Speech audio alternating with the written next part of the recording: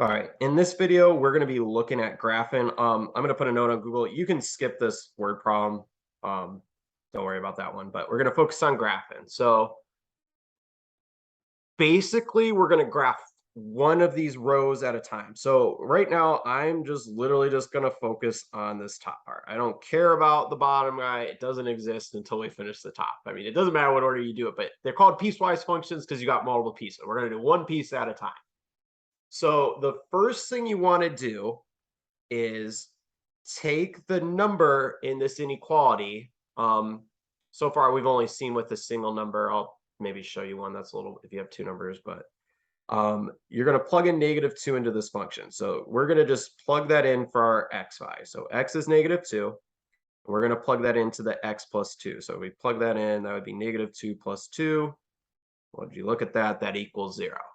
So that's our y value. When you plug it into that function, remember, this is y equals this. So like when we plug it into those those functions, we're getting our y value. Just kind of like what we were doing in the graphs or the section before. Really what you're doing when you evaluate a function, you're really figuring out what the output or the y value is when you plug something in. So if we put these together, our x value was -2, our y value was 0. So we're just going to go ahead and plot this point. I should have maybe started with this, but one thing you want to look at is if you're going to have a solid or a closed circle. It's getting crazy, so I'm just going to copy our inequality part from above. If you have a line or an equal to, you have a closed circle. If you have a less than or a greater than, like without the equals, it's an open circle. That's how you tell what kind of dot. But we have a closed circle for this first one because it's less than or equal to. The other thing you want to look at is which way does your inequality point? If you look at this, it's pointing towards the left, or less than gets smaller. So we want to graph this line to the left. We don't want to go past this -2 to the right.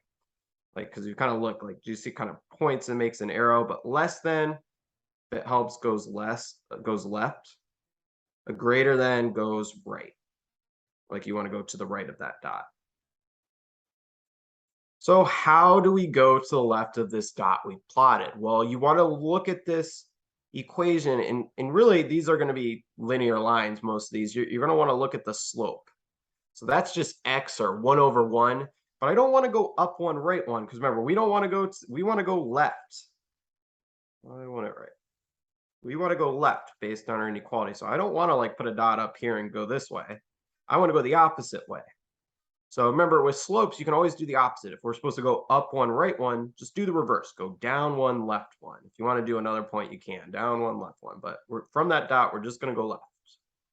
That would be the first part of our function.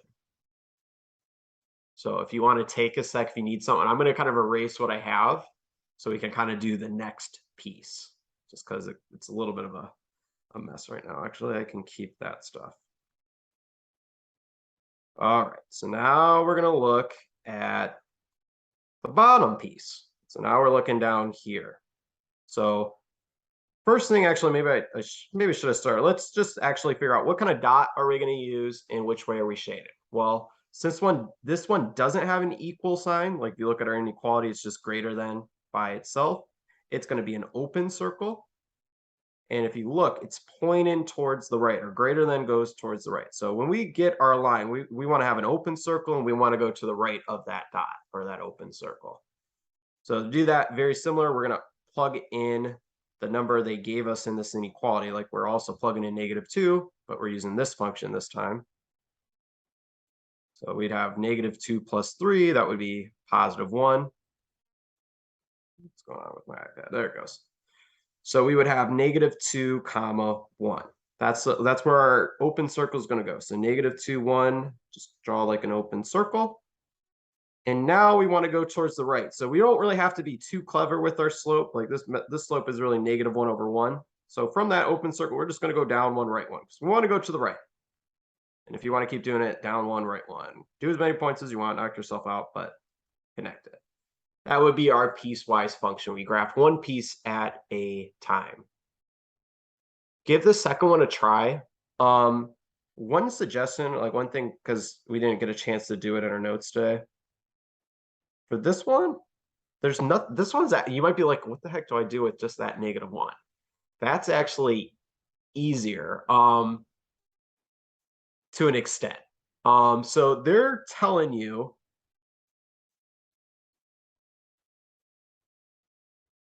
to plug this in for X, right? I'll just kind of go through this one. You would plug in X, but there's nothing to plug into this -1. So it's just going to be -1 for your Y value. Like this first point would just be 2, -1. So if you plot that dot, 2, -1, then you just want to look at which way do you want this inequality to go.